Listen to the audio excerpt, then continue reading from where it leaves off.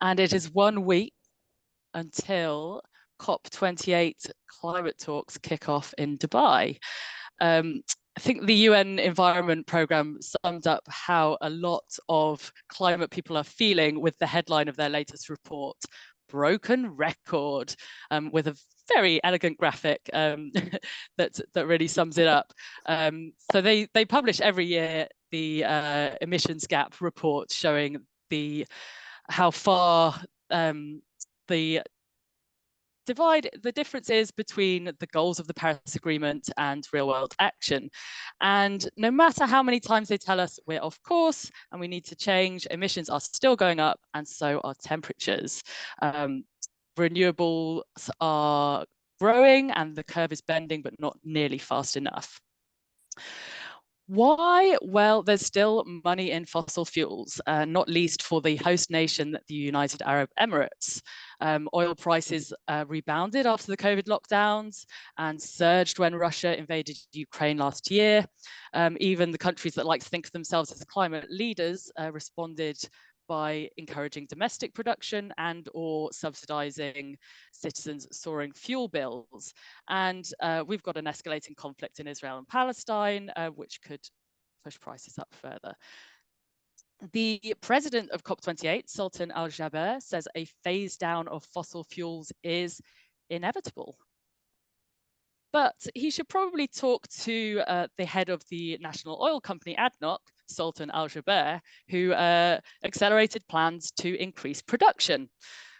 At COP28, these contradictions are going to come under the spotlight. Negotiators are going to be haggling over whether to phase fossil fuels out or down or substitute them with renewables. And in the trade fair that is increasingly much bigger than the formal negotiations, a lot of businesses will be out there trying to square the circle.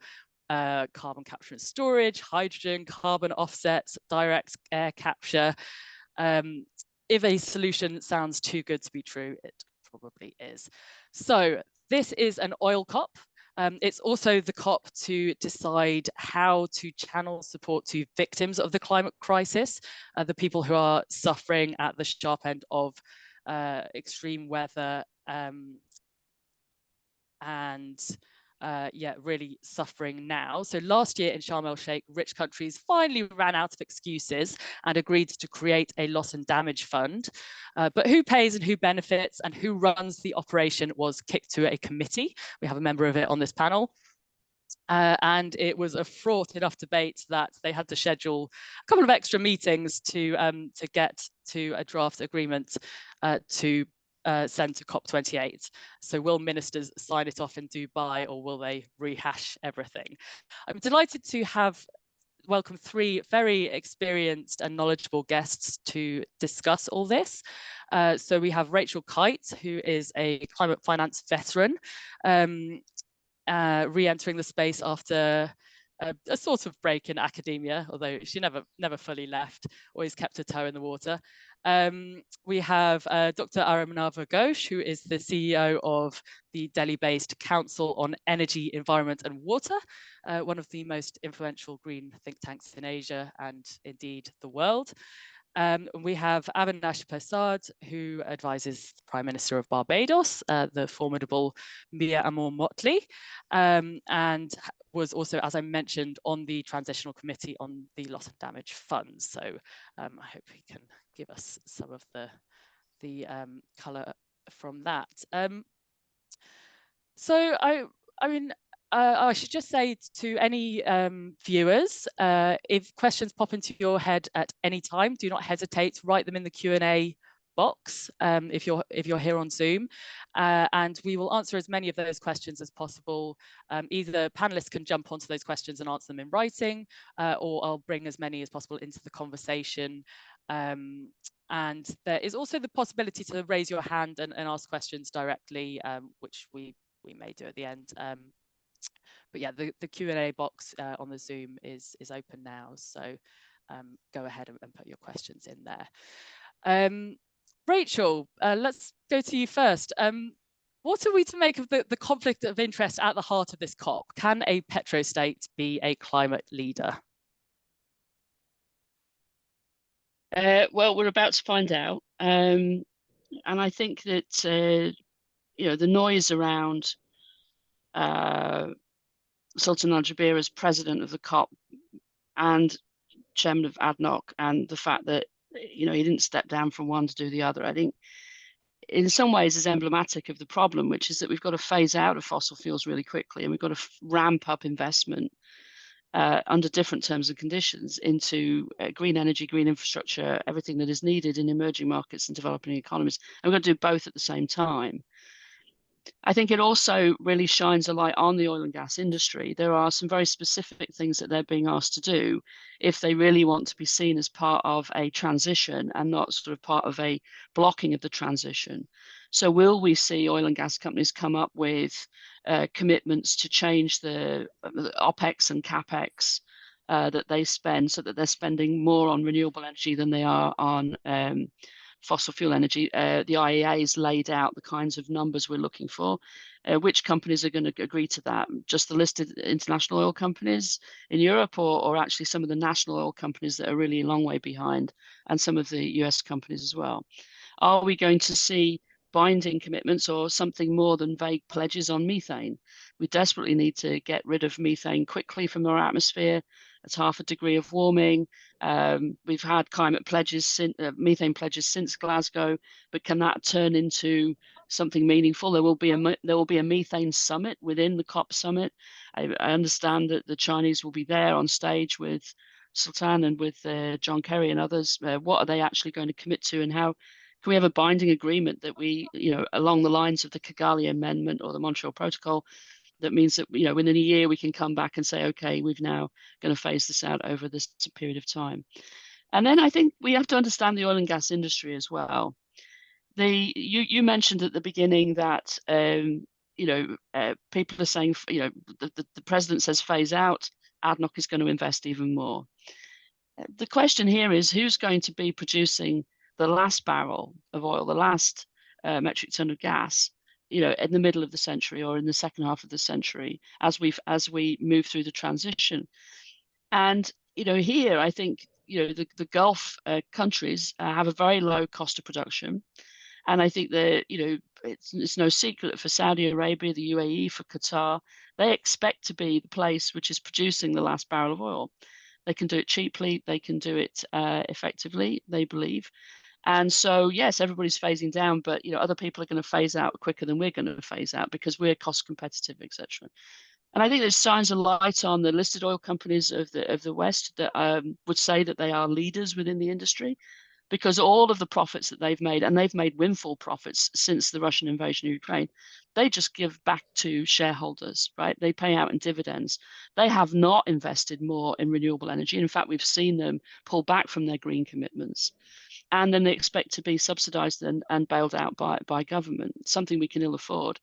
Whereas, no matter how sort of recalcitrant people think that Saudi Arabia is in climate talks, Aramco invests most of its profits back into green energy, right? So the Saudi Arabian sort of theory of change is we'll be green at home and then we'll export our last very highly efficiently produced barrel of oil.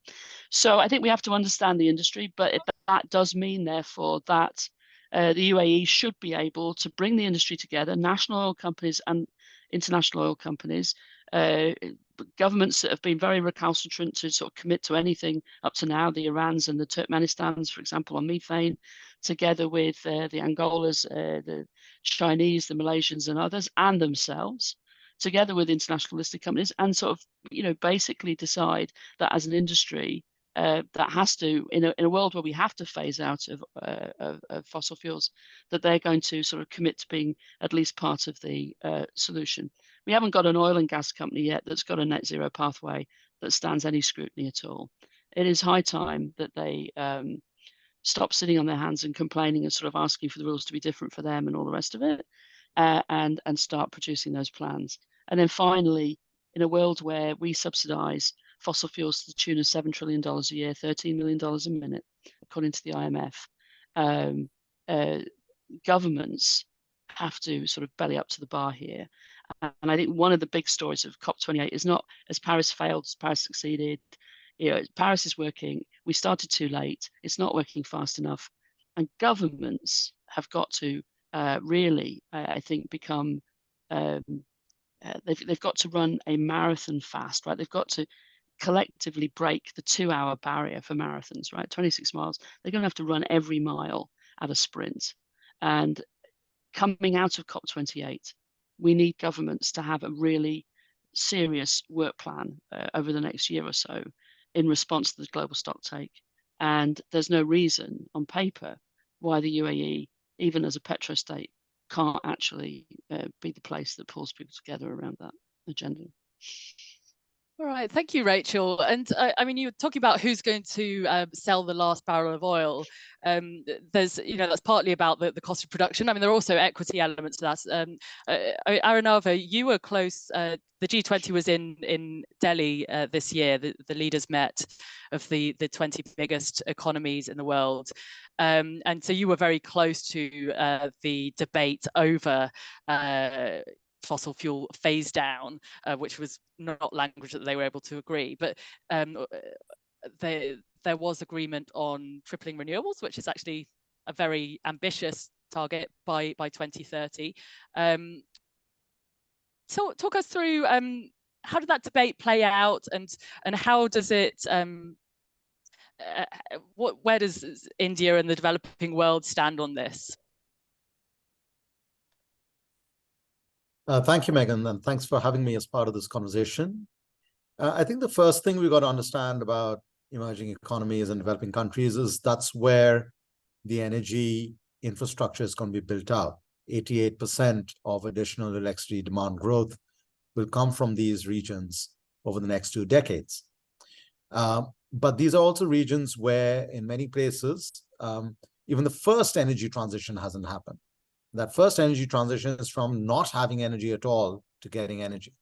You know, over the last 2 decades, India has electrified about 700 million people.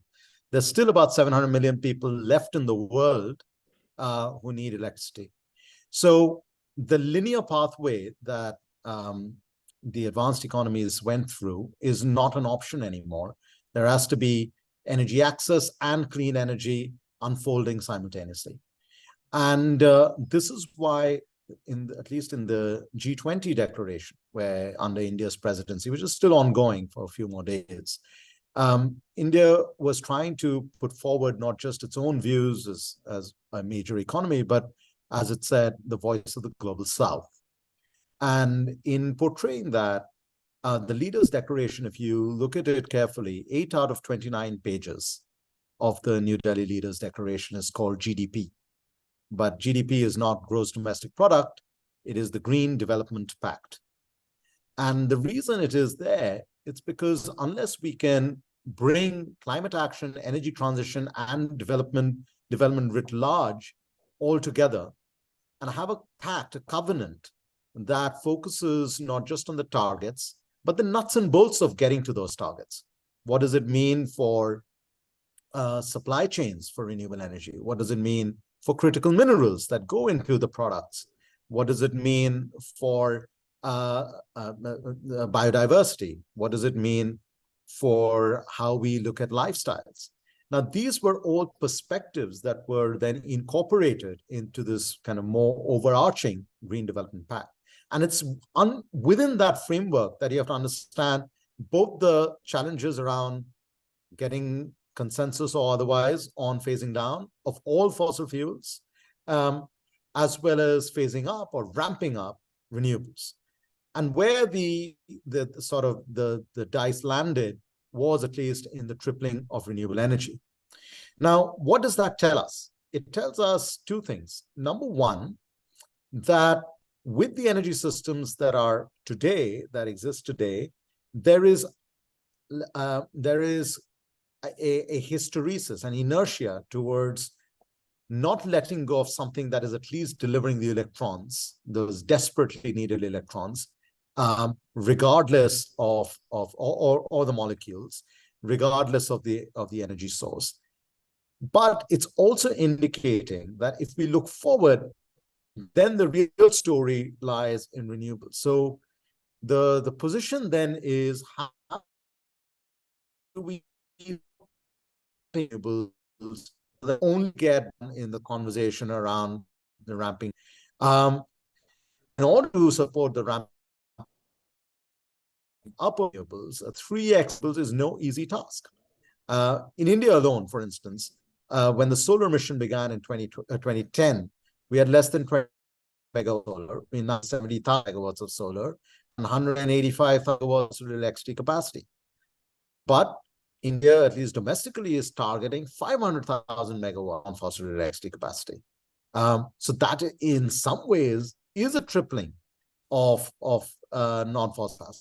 Now, in order to do that, we basically have to build out 11 to 12 megawatts of clean energy every single hour for the remainder of this decade. And sub-Saharan Africa will have to 11,500 households single hour for the remainder of this decade. This is the scale of what we are talking about. So I think we've got to move from a conversation around ambition, whether it's about bringing up,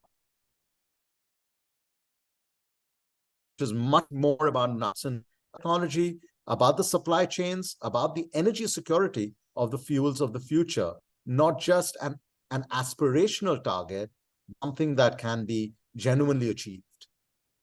Thank you, Arunabha. And Avinash, to talk about finance, because you've been deeply involved in the Bridgetown agenda. So trying to really think through how you can restructure in the right direction. How much progress have you seen on that in the past year, and how can Cop28 advance that? Sure. So, absolutely correct. I mean, I think when we began thinking about this, it wasn't really about, the reason why we weren't moving is not because, and these gaps you talked about at the beginning, was not because people weren't aware. They were denying science, aspirations and ambitions, but we were lacking the finance. And indeed, there is a bit of a conceit at the heart of Paris, a developed country conceit, that all you need is ambition. But ambition without finance is empty ambition. And the reason why it looks like all you need is a country perspective, determining factor. And so you can use incentives and taxes to switch people and make that green relatively easy. And in some developed countries, the green transformation is operating not at a bad pace. It's not quite where it needs to be. But as Arunabha said, our biggest gaps are where the future energy demands are. And that's in places where the cost of capital is 14%, 20%, 30%. There is no profitable way to make that green transformation on the commercial side. And governments have no ability, no balance sheet to fund it themselves. So the only way we're going to preserve the planet and hit our targets on Paris and temperatures is if we create that finance. So we believe at COP it's very important that ambition is allied with finance, and in particular that we find ways, because the amount of finance that's required, and there have been various estimates, and this COP presidency has sponsored the independent high-level expert group, which I'm a member. I think Rachel, you're a member as well, but certainly this group is all very much involved in these things. And the estimate there is that the developing world needs $2.4 trillion per year. Now, that's 12 times aid budgets, 12 times. It is way over what developing country governments can borrow without going bust. And so this has to come from the private sector. It's even way over developing country savings. Because some people say, oh, why are you worried about foreign direct investment, change risk, and we just get domestic money? And, that can go a long way in India, for example. But for most developing countries, we're asking them to do a transformation at a scale and pace, as Arunabha was mentioning, at a scale and pace never before done, and a scale and pace greater than their economies would naturally do. If they went at the pace that their economies would naturally do, the planet is screwed. So we have to get them to go at an unnatural pace. And that means domestic investment will exceed savings. So it has to come from overseas. A big chunk of it, not all of it, a big chunk of it, maybe half of it, $1 trillion a year. And so we need to find ways of reducing the cost of capital for that $1 trillion. Because a major part of that cost of capital is in the uncertainty of macro risks, the currency risk, the country risk, and we need to find ways of reducing that. And we find that in the countries we're talking about, the big emitters, so big emitting developing countries, India, Indonesia, Brazil, Mexico, South Africa, they have markets, and you can hedge these macro risks. But the cost of hedging the macro risks are twice the actual risk. So we now have 30 years of data, and take South Africa, we find that the cost of hedging the South African rand for a European investor, an American investor, is 10% or so, 10 to 12%. That's per year. So your rate of return has to be go way above 10 or 12%. And who's paying that? Poor consumers are paying that. But anyway, you need this amount to hedge. And we actually find over time, the rand only falls by 5 or 6% per year. So they're overpaying for the actual risk. So, and that overpayment is a huge cost to the planet because it's blocking the flow of money. So if we can find a way of reducing this overpayment, not subsidizing, just reducing the overpayment, eliminating the overpayment, maybe because governments help in guaranteeing, charging for the guarantee on the foreign exchange risk, charging the right rate, not undercharging, but not overcharging, and then we can reduce the cost of capital, unblock the flow of capital, and get some finance. Now, the other thing I would say, though, is the private sector can get involved in mitigation. Solar farms, wind turbines, hydroelectric power, mitigation has revenue streams attached. Now, because of technology, and we don't need new tech. All the existing tech is there that we need, but we need to unblock that flow. The private sector, though, can't really get involved in a major way in adaptation. Outside of agriculture adaptation and resilience, very little adaptation generates revenues for the private sector. Building a stronger seawall, improving your flood defenses, improving your drainage, stopping salt water intruding into your fresh water supplies. There's no revenue streams, so there's savings. So countries could borrow, but they don't have the revenue streams. And so the private sector can do something, very much in mitigation. It's the big numbers we need. It's over 70% of the finance we need, but it can't do everything, and we can't believe that they can do everything. And there needs to be an important role for the development banks to lend low cost, cheaply for countries to become much more resilient. And so what progress have we made? Let me end with that. This has been a very important year for movement. When you've been involved in climate, you will naturally, anyone being involved in climate will naturally, Arunabha and Rachel are exceptions, a deep cynic. Because for every time people talk about what's needed, where it's clarity, nothing happens. But this year has been an unusual year. There are 4 things in Bridgetown, and we've had movement on all 4. The first thing that we've had most movement on is saying, look, we've got a global financial system that's got shocks. It's going to have more shocks. Most of these shocks are coming from this climate crisis. But the climate crisis is creating other shocks. Why are we getting pandemics? Pandemics love warm, wet climates. What's happening with the climate change? We're getting warmer, wetter climates. So we're getting more shocks. So pause clauses in every debt instrument, more SDRs rechanneled. So we now have $100 billion of SDRs pledged to be rechanneled. Something like $70 billion of SDRs have been rechanneled. These are special drawing rights, the right to borrow other countries' central bank reserves. And on pause clauses, you've got the World Bank, you've got the IDB, you've got the US Export Credit Agency, the UK Export Credit Agency, all in this year alone, in the last 9 months, have said, yep, we're going to put pause clauses in our instruments. So that's a 3/4 tick. Getting the MDBs to be 3 times bigger, Arunabha and others helped the G20 committee chaired by N.K. Singh and Larry Summers. Very important conclusion, the MDBs, the multilateral development banks, need to be 3 times bigger. They need to be at the center of the financial system and much bigger, lending to governments, low cost, long term. Well, if you'd said this 12 months ago, if you'd said that we need more lending, more capital, and you'd have said, are you smoking something from the Caribbean? And yet something has actually changed. We've got a pledge now for $200 billion of extra lending over the next 10 years. That's like $20 billion per year. So it's a step. It's a step in a direction that nobody imagined 12 months ago. And also, people are beginning to talk, the love that dare not speak its name, actual capital injections into the MDBs. Of all, amazingly, the UK is talking about that. Germany and France is talking about that.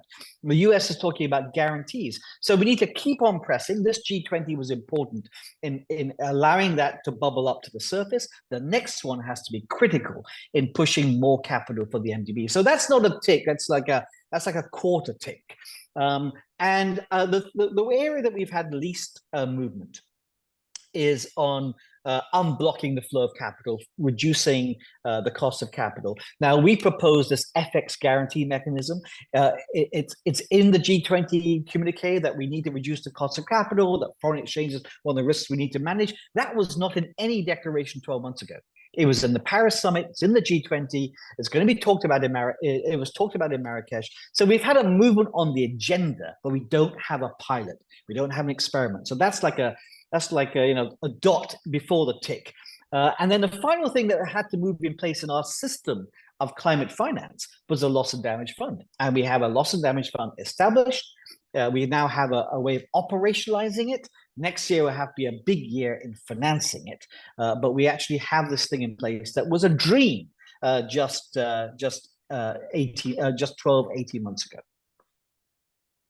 Wow, fantastic. That's a very comprehensive answer there, Avinash, and lots of reasons to be cheerful. So thank you for that. We could all use a bit of cheering up.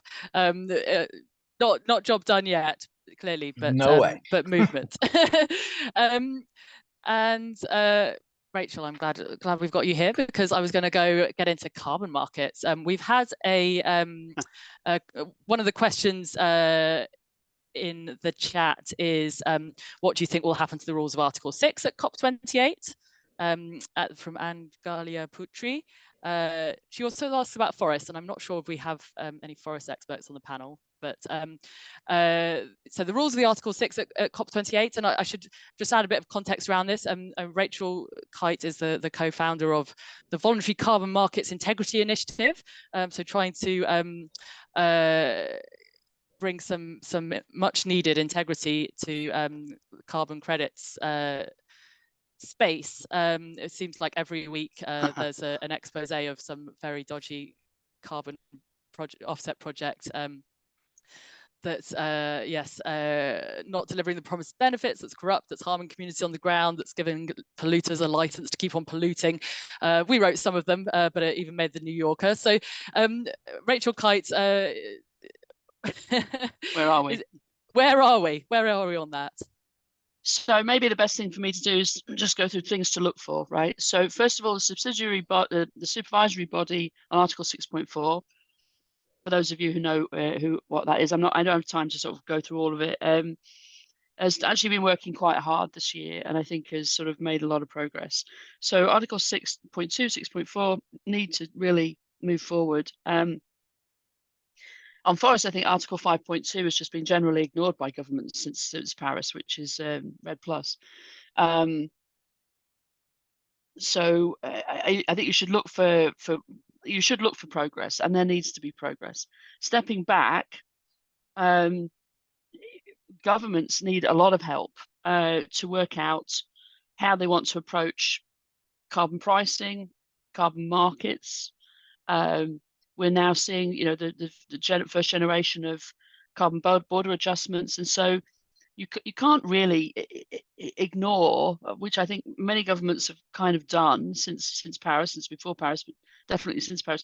You can't sort of say, oh, that's too hard to sweep it under the carpet. It's very difficult to engineer these transitions on the kind of pace and scale that we need without effective carbon pricing, tax it, trading systems, you name it, effective negotiations amongst countries about how to make sure that border adjustments don't penalise emerging markets and developing economies, as Avi said, we don't need to put something else in their way. And then in the absence of, so some jurisdictions have moved forward with trading systems and with effective pricing, but not enough and not effectively enough, right? So what's happened then is that voluntary markets, maybe the wrong name for them, but voluntary markets have been operating. And since Paris, there's been a build-up of pressure from two sides. One, from emerging markets, developing economies in particular, that they really need to see additional revenue streams coming in to help them with their adaptation resilience, with their NDC implementation. So famous climate finance hasn't been coming, investments not coming. Can the carbon markets provide that revenue stream? And then on the other side is that we've seen the sins of the past. We've seen greedy, bad offset deals bring the whole sort of idea of carbon markets into disrepute. And so now we need to work out how to make sure that those carbon market activities are of high integrity. So they're science-based, they're aligned to the appropriate targets, and that we're not putting off to tomorrow what we need to do today. And so on the supply side, there are new sets of carbon principles which have been put into the market by the Integrity Council for Voluntary Carbon Markets. The piece that I co-chair is the Voluntary Carbon Markets Integrity Initiative. We've launched a code of conduct that will be we've clarified some of the branding, etc. of that, and that we'll be talking about that next week before we arrive at a COP. And so basically, companies can now make a high integrity sort of carbon integrity claim. So let's be really clear, they have to have a science-based target, they have to have the foundation in place to manage their transition. Scope 1, Scope 2, Scope 3, they need to be working on all of it. And if they can do that, then for beyond value chain credits, etc., they can use beyond value chain emissions, they can use carbon credits within very prescribed amounts. So companies can't say there isn't a way for us to work within the market with high integrity. They're worried that they're going to get attacked for greenwashing if they do, and they're worried that they're going to get attacked for being woke capitalists if they do as well. But what's really important is that there are the companies that have science-based targets, the companies that have transition pathways. These are all de facto climate leading companies. There's thousands of them, not millions, thousands. There are millions of companies who, are not even looking at Scope 3, haven't really thought about the Scope 2 properly, and are barely doing anything on their Scope 1. And we've got to direct more attention on them, frankly, than sort of having the perfect drive out the good within the 6,000 that have got SBTI targets. And so there is, what you should look for is statements of intent from all of the different pieces of the standard setting universe about how they are going to work together to move the market more quickly forward and allow for high performing companies to participate in the market with integrity and to support countries so that they know how to manage the voluntary carbon markets alongside any regulated market they want to put in place, etc., and how to exploit 6.2 and use 6.4 in ways which benefit the planet and their people. So there'll be look for signals around that. Look for some announcements around, I think, transactions. But ask yourself: is this a high integrity transaction or not? And ask both the buyer and the seller if they are, and if they're not, then I think call it out. And then I think the other thing is that you will see different organizations, and some of this stuff's under embargo until next week, but address the problem that sort of 96% of the companies that have an SBTI targets, they have no way to manage their Scope 3 emissions, even with the best will in the world. And so how do we help companies invest now in the kinds of projects which are going to be beneficial for their transitions, i.e. emissions reduced, and beneficial for countries in which those projects are taking place, even though they may not be able to manage all of their Scope 3 emissions. So is there a pragmatic, solution-oriented way to help companies keep investing now, rather than sort of get to some state of sort of having figured everything out and then invest. I think we're understanding the nature of the transition, and we're understanding that different sectors of the economy are transitioning at different speeds in different ways,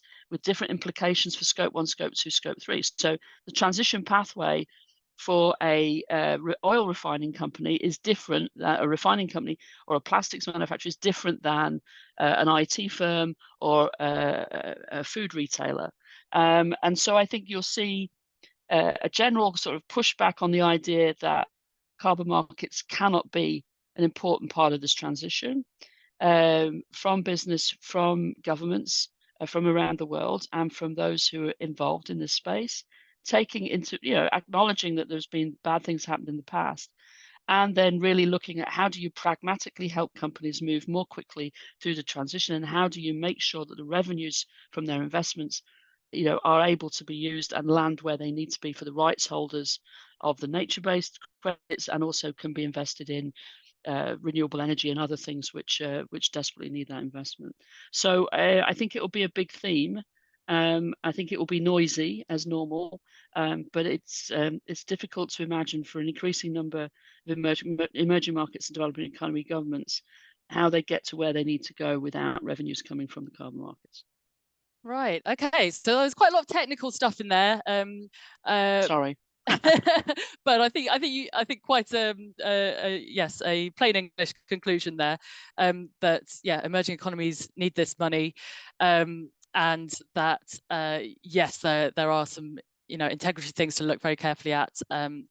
Avinash has raised his hand. We've also got a hand raised in the audience from a Mr. Todd Stern, which is, unless it's a big coincidence, the former US negotiator. So let's go to Todd next, and then we'll come back to you, Avinash. Thanks very much. I didn't know I was going to be able to be recognized here, but no, I thought that was really interesting what Rachel just said. My question is, who is the judge in the rights system of who controls what is an okay carbon market venture trade and what's not? I mean, who's the decider in the world of the so-called voluntary markets, or whatever we might call them next? Right, really good question, because yes, it's very hard to police because it's very complicated. Avinash, do you want to speak to that? Oh, you're muted. I think this is part of the issue.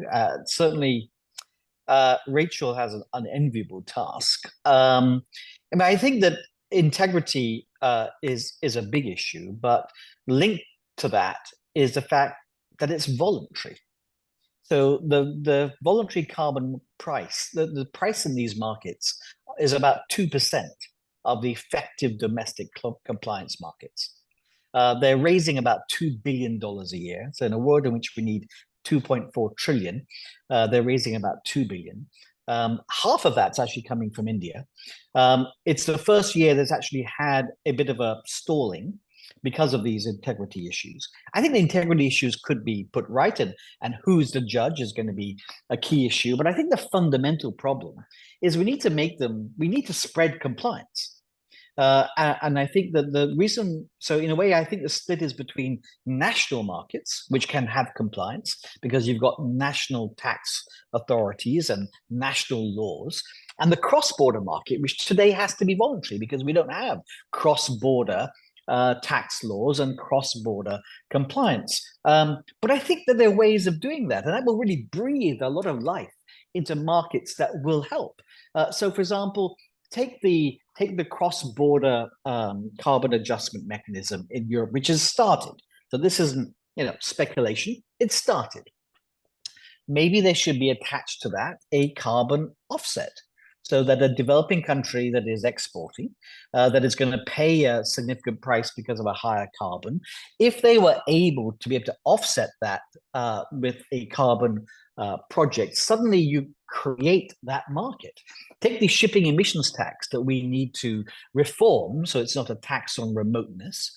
If you can offset that by projects anywhere in the world, then again, you will breathe significant life and inject significant cash into those markets. So I think that that's what we need. We need to improve integrity, but we also need to create a big injection of money, either through cross-border mechanisms, cross-border taxes like shipping, like aviation, where those offset markets really have an important stream. At the moment, these markets are not only tiny, but because economists love them, and I say this as an economist, we love the idea of marketizing almost anything. So they're being asked to do everything. So you find people will say, oh, carbon markets can pay for loss and damage. Carbon markets can pay for adaptation. Carbon markets are not even enough to pay for what they're supposed to be paying for, which is to get incentives for investors to do more than they would otherwise do without the market. So I think they're being asked to do too much. They're tiny. And that's primarily because they're voluntary. And we need to come up with some innovative ways of adding them to the compliance space. Now, Avinash, Rachel's unmuted, so I'm sure she wants to come in. We could probably talk about carbon markets all day. 2 sentences. Okay, go on. So just 2 sentences. So the voluntary is a glide path to a regulated market. The big question is, why more governments haven't regulated, including setting the rules and the guardrails for the quote unquote voluntary markets.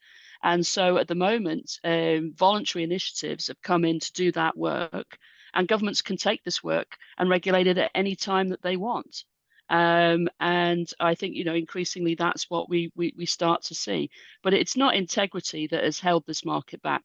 A company is going to want to enter into the market if it knows it's going to count. So we've talked, for example, to a lot of Japanese companies recently, very happy to enter into the voluntary market, will help them enormously. They need to know that METI will think that this is important, right? So, and now obviously Todd knows this better than I, but it's just been a big failing in the United States where, we still sort of run around and sort of put our heads in a paper bag any time anybody mentions putting a price on carbon. So we've seen effective progress. California's doing interesting stuff, etc. But at the end of the day, there will have to be regulated markets and prices on carbon that are effective and higher than they are now. The voluntary market serves a need right now, and then if people use it, to have a market, you have to have supply, demand, and a price. Then the price will harden, the market will grow, and we estimate it could be at 50 billion or above by 2030. We estimate that if companies that are already SBTI targeted and have flexibility in scope 3, that really we could get science-based targets. So these are high-performing companies that if they had some flexibility in their supply chains, they could probably start investing, between 15 and 20 billion sort of very quickly. So this is real money that's desperately needed, and it's on a flight path to a regulated market. And we need to put the focus back on governments, because at the end of the day, this is a piece of the Paris Agreement that they sort of just pushed under the carpet. Back on governments. That was more than 2 sentences. I was very generous there. But I do want to get onto loss and damage, because we've got Avinash here, who was on the Loss and Damage Fund Transitional Committee. You touched on it just then that people are talking about carbon markets paying for loss and damage, and they don't even pay for what they're supposed to pay for. But we've got a lot of questions in the Q&A about, Kit Vaughan says, you mentioned the IFIs, but not focusing on the polluter pays principle. We're talking about these windfall profits. Shouldn't fossil fuel companies be paying something? We've got Ilya Milgazin saying, what do you think on the new innovative sources and means of climate finance? Will they be able to get to final decisions? And mentions the Macron-Ruto carbon tax. Yes, the sort of latest idea that France and Kenya are floating, using some new kind of taxes to pay for loss and damage. We have a question from Megan Rowling. What progress do you expect to see on innovative sources? Can we expect to see any concrete commitments on taxation of air travel, fossil fuel shipping, etc.? So all the same theme there. Basically, what's going on with the loss and damage fund? And can we expect to see some of these fabled innovative sources becoming more concrete at COP28? Well, the exciting thing about COP is that everybody's there, but COP can't make decisions on 3/4 of the things we talk about. So I think what you're going to see is that the recommendations of the Transition Committee on operationalizing the fund will go to the ministers, and I believe it will be approved. It was probably the best available deal available for developing countries. It's the nature of any workable solution that everyone is disappointed, perhaps equally, and everyone wants more, perhaps equally. I could talk to you about what the major problems were and what the settlements were, but I think what you're going to see is that this will be approved at COP, so you'll have a historic agreement to not only establish but to operationalize the fund. Now, the loss and damage today is estimated between $100 and $150 billion per year. And because we're failing, as you mentioned at the beginning, for these gaps on mitigation and the gaps on adaptation, this number is only rising towards about $350 billion. Now, as I mentioned earlier, the total aid budget spent on everything is $200 billion. Aid isn't going to go up by 50% for them to fund this. So we think that developed country governments should probably lead on the initial capitalization of the fund. And I think you're going to start to see some pledges made. The pledges will add up to around maybe $500 million to $1 billion. Don't believe that's going to be the size of the fund. That's the initial startup capital. Once the fund is established and it has its board, a board probably be appointed in January and February, then the board will create a financing plan. Hopefully appoint some champions to push that financing plan. And innovative forms of finance will have to be key. What France and Kenya have agreed to is creating a task force, an international tax task force. Barbados has agreed to participate as well, and others I'm sure will. And part of the remit of that international task force it's actually to also support domestic tax raising, but it's to look at these international taxes, whether that's financial transaction taxes, something I've been a long key supporter of, whether it is shipping emissions taxes, which were floated after the Paris summit, went to the IMO. Some 22 countries thought it was a good idea, but it was defeated on the grounds that it was going to be a tax on distance and a tax on those most dependent on international trade. But to me, that's not a reason to not have the tax, but a reason to design it better. And the same with aviation taxes. We need to come up with better designs because there's potentially $100 billion of revenues in both of those. If you were to attach a $100 per ton of carbon emitted tax, and that's relatively small in terms of the revenues of those markets, but we need to design it so it may be capped and sort of tax on remoteness. So FTTs, financial transaction taxes, emissions taxes around shipping and aviation. And I believe offsets around those things will really breathe life into that carbon market because, as I mentioned earlier, the big problem is the cross-border element because governments can't regulate cross-border. They can regulate domestically. So there are some other ideas out there for taxes. There's a nice list of things with potential size of revenues. Lots of ideas, but I think one of the things we did at the Paris summit, my final point, was to get people to have a greater sense of scale.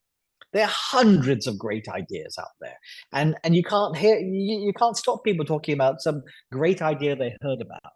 And the litmus test we use at the Paris summit this year's Paris summit is, will it move the needle on the $1 trillion of private sector capital you need for mitigation, on the $350 billion you need from development bank lending for adaptation, and the $150 billion you need on loss and damage? And they're not many, but shipping, aviation, financial transactions are the three most likely candidates. It won't be decided at COP, but this task force will be about trying to build momentum and better design, and hopefully through the year we'll get some better progress, and hopefully COP will help appoint some champions to push those things. Great. Okay. Thank you, Arunabha. You've been sitting there very patiently, so I'm going to throw a couple of audience questions to you, and you can choose which one to pick up. So from Glenn Pierce Oroz, we've got this will be the year of the first global stock take. So this was something set out in the Paris Agreement that every 5 years we'd have a stock take, see where we're at, and we're talking about a course correction. This is this needs to be a pivotal moment where where we figure out, okay, we're not on course for the Paris goals. So what needs to happen for a credible pivot moment to take place as a result of the global stock take, and what to expect? So that's one question. And another question that caught my eye from Rishika Pardikar. What do the speakers think of the push for CCS? The US-China joint statement mentions at least 5 projects. Should we expect a big boost to the industry, and should it make us worry? I guess that's the sort of unwritten part of that, is given CCS's poor record of actually delivering anything. I don't know if you want to take global stock take or CCS, Arunabha. Well, thanks, Megan, and thanks, Glenn, for that question. I think for me, the global stock take is not about taking stock, but assigning some accountability. I think the fundamental problem we have 30 years after the signing of the Climate Convention is that we still haven't quite figured out how do we assign accountability. So, you know, I said this at last year's COP, and I repeat it. We are risking converting ourselves into mutual admiration societies. We come forward at COPs and announce big targets, raise the ambition the next time round, and we keep doing this over and over again, and we never ask ourselves what happened to what you said last time. So we got to convert ourselves from mutual admiration societies to mutual accountability societies. Now, one of the things that needs to be held to account is of course the lack of progress on the pre-2020 commitments. This sounds like, you know, from the developed world, it might sound like, you know, oh God, this is again developing countries droning on and on about something. Let's move on. But here's how I see it. I've got a little daughter. She's in grade 5. She won't go into grade 6 unless she clears the final exams for grade 5. So I don't understand how we can start thinking about accountability for the future without actually passing the exams for the past. Now, this is not just rhetoric. This is something serious because it actually eats up the carbon space that was meant for others. But even if I set that aside for a second, and then I then look at what's there for what's happening in terms of the rest of the decade. And CW, my organization, just brought out a report a few weeks back on trust and transparency. And we find that even by their own stated goals, their own stated NDCs, the developed countries are already much lower in terms of their pledged reductions than the required reduction. So against the 43% emissions reduction, the pledges are only 36%, but their current projected emissions would result in only an 11% reduction by 2030. So this is a 3.7 gigatons of carbon dioxide equivalent implementation gap, let alone ambition gap, that we are faced with. So for me, the global stock take really, Glenn, has to be about passing the exam from the past and getting a better grade in future. On top of that, I would argue that there's one more. I mean, you asked, well, what is the pivot? I think the pivot is really what Avinash said very clearly when he was talking about climate finance earlier on, is that we do have a moment now to be serious about and literate about a conversation on finance, rather than just, you know, hyperbole. And this year has been that opportunity with the Paris Financing Summit, with the Indian G20 presidency, with the Marrakesh meetings of the World Bank Group, the annual meetings, and now COP. This is a 4-part relay. And guess what? The last leg of the race is to run the fastest. So for me, the success or failure of COP28 depends on whether we capitalize on this moment that we have, not of more grand ideas, but again, to take Avinash's point about scale. The way I see it is money has to become cheap, i.e. the cost of finance has to come down. Money has to become long, means it's longer tenure, so you're not just locked into trying to raise capital every 2 or 3 years. You've got the line of sight for the next 20 years, and money has to be convenient. If it's going to take you a year to write out a GCF application and another couple of years before you have any chance of getting money out of the door, that's not how bankers actually work. So make money cheap, long, and convenient. Pass the exam for the pass. Get better grades in future. Then maybe we've got to pivot. Arunabha, that's a wonderful way to finish, and we are coming up to the hour. Rachel's already had to dash off to another event. Thank you so much, both of you, for joining us, and thank you to everyone who asked questions. Sorry that we couldn't get to them all, but please do join us for our future events. We will have one at the end of week 1 of the COP, which is actually not in the irregular weeks. It's on a Tuesday. So on the 5th of December, we will be reviewing what the leaders said in the Leaders Summit, and what political signals that sends for the COP negotiations. And then on the 12th of December, which is the scheduled last day of the COP, but as any regular will tell you, not when it's actually going to end, we'll have some end game analysis then.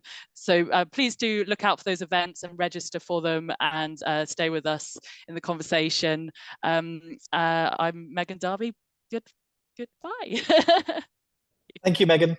Thank you, Megan. Thank you very much. Bye.